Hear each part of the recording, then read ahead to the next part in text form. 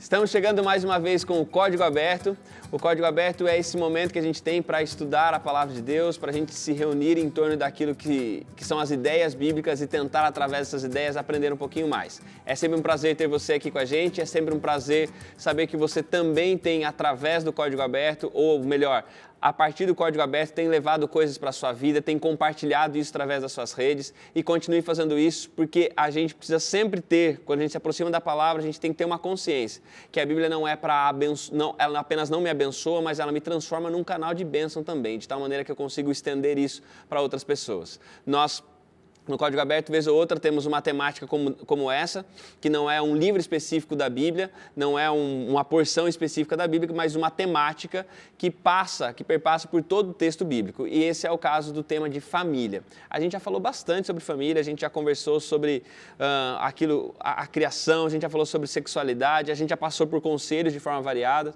Na semana passada a gente falou um pouquinho sobre unidade e agora a gente vai falar de um aspecto vital também da vida familiar e a gente vai tentar, eu achei interessante até no nosso guia, a gente vai tentar pensar em uma variedade de possibilidades que envolvem paternidade e maternidade. Mas antes de falar sobre paternidade e maternidade, vamos falar e apresentar os nossos convidados, que nem todos estão vivendo paternidade e maternidade, só o Felipe, no caso, está vendo, e só a paternidade. Só a paternidade. Ok. E a gente tem aqui a Mari. Tudo bem, Mari? Tudo bem. Mari, que é psicóloga em Brasília. Isso mesmo. E que atende muitas demandas relacionadas à família, provavelmente. Com certeza. A gente quando pensa a gente olha para as pessoas de uma forma superficial, a gente percebe que elas têm seus problemas, suas dificuldades que se manifestam no trabalho, em outras relações, e muitas dessas passam ou tem a causa ou tem a solução na família, né? Isso mesmo. E é um prazer ter você aqui, Mari. Obrigado por estar com a gente. E também apresentando aqui o Elber. Tudo bem, Elber? Tudo certo? Você está Beleza? na paz? Tudo ok. Então tá bom. Um prazer ter você aqui também. Prazer Mais meu. uma vez. Você mencionou a sua irmã. Você tem só uma irmã? Eu tenho uma irmã de criação mais velha, que esteve muito presente na minha infância, mas assim, que acompanhou o período todo é a minha irmã mais nova, então somos nós dois. Dona Amy. Exatamente. Gente boa. Um abraço para a Amy também aí. Legal. Muito bom. É um prazer ter você aqui. Pastor Felipe, tudo em ordem? Tudo bem. Você está bem? Eu estou bem. Olha, tá vendo? Só falta você perguntar se eu também depois de uma era. Mas não precisa ser nesse programa. Mas já foi. No próximo. Cada dia uma pergunta. A Mari já fez isso, Elber também, pastor Felipe também. Fica só a dica para você no próximo. Ô Felipe, você tem o Daniel apenas está com quantos anos? Daniel vai completar 4 anos, dia 27 de maio. 4 anos já? 27 de maio, ele completa 4 anos. Sim. Ou completou 4 anos. E todo mundo pergunta para você, e quando vem o próximo ou não? Cara, de vez em quando perguntam, mas eu e minha esposa já estamos aí confabulando sobre a possibilidade. Ah, tá. Mas a resposta, por enquanto, é o quê? Mas por enquanto Eu e minha esposa estamos confabulando sobre isso. Isso mesmo. Estamos confabulando sobre isso. Legal. É um prazer ter você aqui mais uma vez, viu, pastor? Valeu. E você, Mayara? Tudo certo e na paz? Tudo certo e na paz. Semana passada foi aniversário da Mari e essa semana é o meu. Poxa vida, tô parabéns feliz, tô então, legal. Mayara. Que legal, parabéns. Muitas Parabéns. felicidades. Muito obrigado. A Mari fez quantos anos, Mari? 24. Poxa, uma jovem. Você quer falar a sua Eu idade? falo, não tenho problema nenhum com isso. 32. 32. Também é jovem. Todo mundo jovem. Todo mundo jovem. Obrigado. Você é jovem também, Sou pastor jovem Felipe? também. É mesmo? Jovem também. Quem que é mais velho, eu ou você? Cara, certamente você, né? Eu também acho. Mas então tá. Henrique, tudo em ordem? Tudo Apresentando certo. também a nossa música aqui. O Henrique já está vai ser o nosso terceiro programa aqui. Sua família é de onde, Henrique? Minha família é toda de Brasília. Você viveu... assim, eles vivem em Brasília, né? Mas meu pai nasceu no antigo Tocantins, no que hoje é Tocantins, mas não era Tocantins na época, era Sim. Goiás, né? Então, Na época ainda era Goiás. na época ainda era Goiás. Mas é praticamente Brasília, porque eu cresci lá, todo mundo mora lá, vive lá desde que eu nasci, então é isso aí. Só você que desertou e veio. Só eu que desistei. Engraçado que da minha família inteira, acho que só eu mesmo, assim, se for pegar primo, né? Um monte de gente, assim, eu acho que eu me recorde, assim, só eu mesmo que saí de Brasília. A maioria dos meus familiares continuam em Brasília, assim, então eu sou ovelha negra da família. Isso, desgarrado. agora é bom você falar isso também, porque você tem algum parente seu que desertou também. É, E vai, não, a gente vai vira que cúmplice, se né? encontra agora, né? Ele fala, não, olha, Henrique, eu também tô aqui e tal. É isso, pronto, já fica já bem na ajuda. minha casa, né? Já dou um almoço pro cara. tento Já ajudar ele. restabelece os vínculos. Muito bem. A gente vai para o nosso estudo dessa semana, nós vamos orar, pedir para que Deus nos dirija nesses próximos momentos. Eu vou pedir para o pastor Felipe orar para a gente. Oremos. Senhor Deus, muito obrigado, Pai, pelo privilégio que temos de ter a Tua Palavra, de ter acesso à Tua Palavra. Senhor Deus, nos ajuda a nos alimentarmos com ela todos os dias. E agora, nessa discussão aqui no programa, nos ajuda, nos ilumina, em nome de Jesus. Amém. Amém. E eu vou dirigir direto para você primeiro, porque você passou pela experiência que a gente ainda não passou. E a pergunta é a seguinte: qual foi a maior mudança da sua vida quando o Daniel chegou? O que mais mudou? Cara, assim, a resposta mais fácil para isso é tudo, entendeu? Mas eu vou tentar ser um pouco mais específico. A minha compreensão de vida mudou, a preocupação com a manutenção da minha vida mudou, porque eu penso assim, cara, agora eu preciso viver um pouco mais, viver um pouco melhor, até que essa criaturinha possa viver por si mesma. Outra coisa que mudou muito, isso foi muito perceptível, foi a minha visão a respeito de Deus e do meu relacionamento com Deus. Eu já falei isso aqui em outros programas, o Elber citou, né? Eu passei a compreender muito melhor o amor de Deus por mim, baseado no meu amor pelo Daniel. E assim, cada vez que eu tenho algum tipo de relacionamento com o Daniel, algum tipo de situação com o Daniel, eu compreendo mais como Deus me vê. Porque, por exemplo, o Daniel comete erros, e eu corrijo os erros dele, mas eu não consigo deixar de amá-lo. Aliás, quando ele comete um erro, que a gente corrige, a gente briga e ele chora, a vontade que eu tenho é de, enquanto ele está chorando, eu venho cá, meu filho, eu abraço. E muitas vezes acontece isso, né? A gente corrige, tal, dá uma repreensão, coloca de castigo, ele chora, acabou o castigo, a gente vem cá, dá um beijo, um abraço. E eu fico imaginando Deus assim, entendeu? A gente erra muito, todos nós erramos muito, e eu fico imaginando Deus, que é o Pai perfeito, nos repreendendo, nos castigando, nos corrigindo, mas nos abraçando, dizendo assim, vem cá, meu filho, eu continuo te amando. Então, quando o Daniel nasceu, cara, essa compreensão a respeito de Deus aumentou muito, muito. Eu li um texto uma vez, no livro Patriarcas e Profetas, Ellen White falando que quando Enoque teve seu filho, ele compreendeu muito melhor o amor de Deus.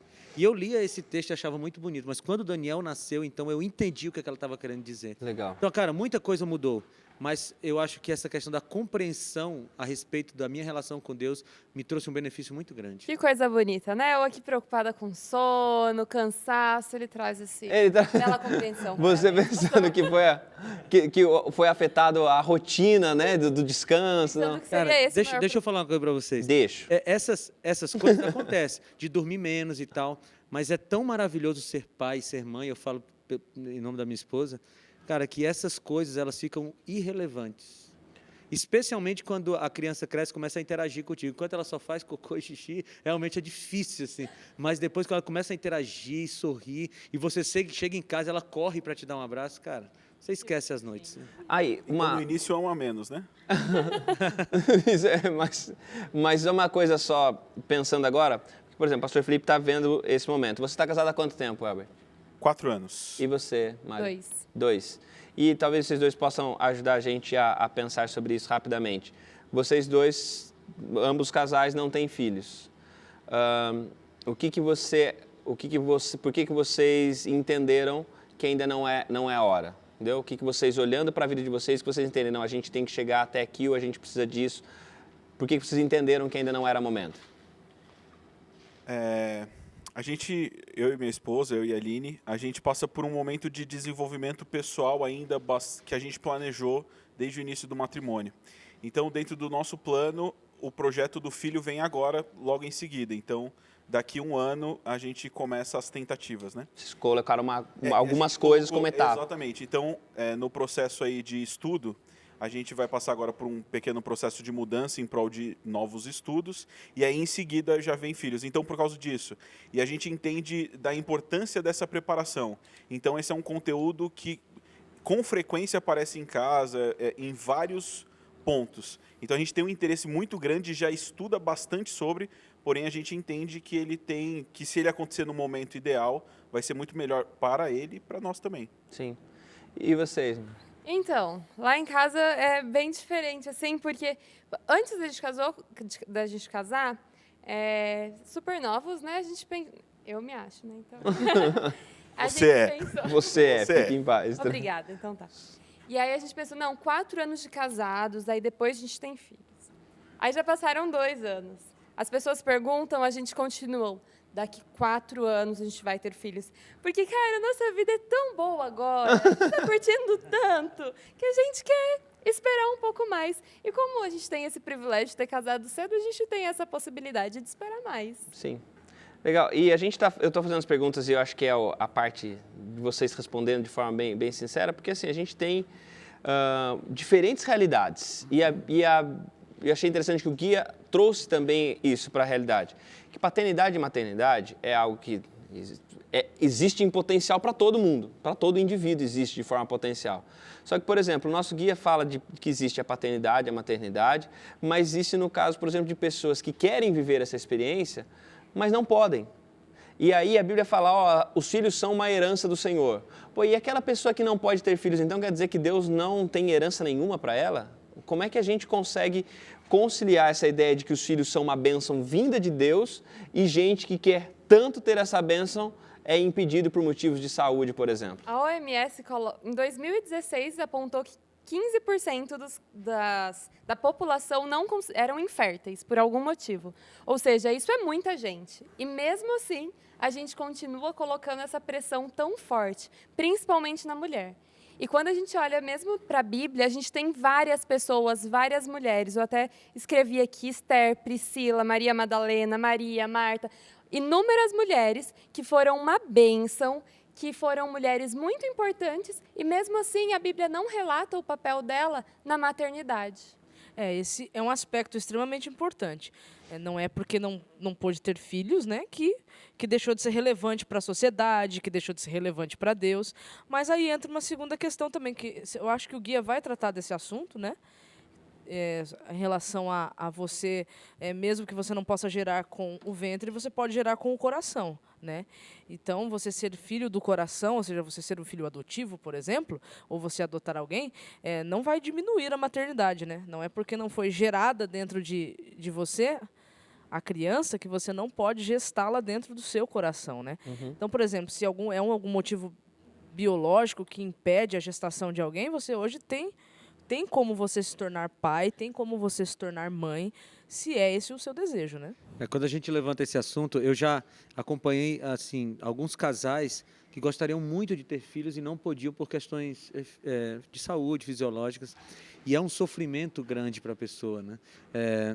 Assim, você olha para outros casais que têm filhos e essas pessoas que eu acompanhei, que eu entrei em contato, faziam parte de uma comunidade religiosa, estavam na igreja, e aí tem a salinha das crianças, e termina ali o momento das crianças, as crianças vêm para os pais, e é realmente um sofrimento muito grande. Então, esse grupo de pessoas que quer ter filhos, mas não pode, precisa muito do apoio, do amparo da igreja, da família também, é uma possibilidade a adoção, alguns não querem adotar, então precisa de acolhimento, né? E tem um outro grupo que não tem filho porque não quer. E esse outro grupo que não tem filho porque não quer tem que ser respeitado, né? Não existe um mandamento bíblico para ter filhos. É o 12º que você tinha comentado. É o 12º que eu tinha comentado no outro, né? Não tem o terás filho, né? Essa questão de não ter, é possível ser feliz. Os filhos são herança do Senhor, mas, cara, existem outras formas de Deus abençoar as pessoas. Ele abençoa com filhos e abençoa com outras formas também. Então, se por acaso você está acompanhando e você não tem filhos porque não pode, sabe, não entre em depressão por isso. E se você por acaso tem um problema depressivo, tem uma psicóloga aqui que pode ajudar você, né? Mas se apegue em Deus e saiba que você não é menos amado por isso, Deus não está te castigando por isso. É uma questão fisiológica que, infelizmente, o pecado afeta algumas pessoas. E essa não é a única responsabilidade dada por Deus aos casais, existem várias outras. E um ponto ainda que cada vez menos, mas é um pouco tabu ainda, é a busca científica de o porquê não conseguir reproduzir. Então, quebrar essa ideia. Cara, hoje a gente tem a ciência ao nosso alcance. Eu conheço amigos, casais conhecidos, que mudaram de país por ser mais acessível em outros países. Você gerar um filho de formas outras, diferentes, enfim, potencializar esse ponto. A fertilidade, né, a fertilização. Então, existem outros meios para. A gente não pode se fechar para, puxa, eu sou dessa forma e eu não quero pesquisar mais, falar sobre. É importante, hoje a gente tem a ciência exatamente podendo reverter muitos desses pontos. Elber, eu vejo a ciência como esse dom que Deus deu para a humanidade de tentar diminuir os efeitos do pecado na nossa vida. Então o pecado afetou o ventre de uma mulher e ela tem dificuldade de ter filho, vem a ciência e ajuda nesse processo. E eu conheço também alguns casais que, com a ajuda da ciência, tiveram seus filhos e são felizes e tal. Então não há pecado em procurar ciência, não há pecado em procurar para ajudar. Eu acho Então, do homem também, né? Que Sim, às vezes é o homem, né, que é o ponto que talvez não está conseguindo. Mas eu acho interessante, olhando para aquilo que a gente está dizendo, que é uma coisa que precisa deixar bem claro. Eu acho que a gente está começando a falar sobre paternidade e maternidade, a gente já passou por esse assunto de uma forma bem rápida, né? Mas assim, a gente agora vai se deter um pouquinho mais nisso, mas acho que vale a pena considerar isso, que é algo que a gente tem voltado de forma recorrente, que é o respeito pela liberdade, o respeito para entender também as restrições, as demandas, as contingências de cada caso. Então, assim, a paternidade e a maternidade, para quem tem como ter os filhos biológicos, tá ok. Não tem como ter os filhos biológicos, não é um castigo de Deus, e a gente tem como pessoas que estão na comunidade ter o cuidado também de entender que não é a única forma de Deus abençoar as pessoas. Resolveu adotar, também a gente às vezes tem aquela coisa de que alguém resolve adotar e todo mundo fica, olha, mas o que você está fazendo? Você tem certeza disso? Por que você vai entrar nessa? E é claro que pode gerar essa tensão, mas é muito mais o apoiar e vamos junto. E respeitar, como a gente falou, tem gente, por exemplo, olha e não quer, né? Olha, em relação à adoção, eu posso dizer, porque eu fui adotada, né? Eu descobri isso muito tardiamente, com 18 anos de idade, mas eu fui. Não é porque a minha mãe não podia ter filhos, não, ela já tinha 2 filhos, ela já estava com 40 anos de idade. Mas é que a minha família de origem não podia me criar. Então, para que eu não morresse por problemas de saúde, a minha avó me deu para a minha mãe, e a minha mãe me adotou com 40 anos de idade, já com 2 filhos praticamente saindo da fase da adolescência, entrando para a idade adulta. Olha, Recebeu uma bebê. sensacional isso. Pois é, e isso foi uma grande bênção na minha vida. Então, assim, eu não tive filhos, então eu não compreendo talvez algumas nuances do amor de Deus da mesma forma como você. Mas eu comecei a compreender mais sobre o amor de Deus depois que eu descobri que a minha mãe tinha me adotado. Então, esse conceito de adoção bíblica fez todo sentido para mim por conta do que a minha mãe tinha feito comigo. Que E a legal. gente já fala... Eu sei que você... Mari, tá tudo bem. O pastor Felipe te ajuda depois a entender como é que funciona. Mas a gente vai para o intervalo agora rapidinho e a gente volta daqui a pouquinho continuando nessa conversa e com a consideração que a Mari vai fazer. Fica por aí, Código Aberto volta daqui a pouquinho.